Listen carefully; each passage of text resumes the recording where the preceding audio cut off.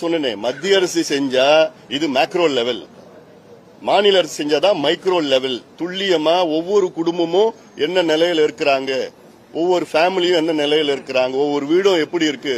ஒரு 2 ஆபீசர்ஸ் ஒரு வீட்டுக்கு தமிழ்நாடுல 2.25 கோடி வீட்டுக்கு போயிட்டு அந்த வீட்டுல எவ்வளவு பேர் இருக்கிறாங்க, எந்த மதத்தை சார்ந்தவர்கள், எந்த ஜாதி, எந்த உட்பிரிவை சார்ந்தவர்கள், எத்தனை பேர் ஆண்கள் பெண்கள், எத்தனை பேர் படிச்சிருக்கிறாங்க, எத்தனை அரசு வேலையா தனியார் வேலையா, எவ்வளவு வருமானம், எத்தனை டாக்டர்ஸ் என்ஜினியர்ஸ் அட்வொகேட்ஸ் இருக்கிறாங்க, எத்தனை பேர் படிப்பு பாதியில் நிறுத்திட்டாங்க, எத்தனை பேர் கல்வி கடன் இருக்கு, அவங்க வீடு சொந்த வீடா வாடகை வீடா குடிசை வீடா, எத்தனை ஸ்கொயர் ஃபீட் வீடு, எத்தனை பாத்ரூம் இருக்கு, கரண்ட் இருக்குதா, சோலார் இருக்கா, போர் இருக்குதா, கிணறு இருக்கிறத வீட்டுல, இல்ல கூலியா, இல்ல தொழிலாளர்களா, விவசாய நிலம் வச்சிருக்காங்களா, டிராக்டர் இருக்குதா, பைக் இருக்குதா, இது போன்ற 70-80 கேள்விகள் கேட்டா இது மத்திய அரசு செய்ய முடியாது, மாநில அரசு தான் செய்ய முடியும்.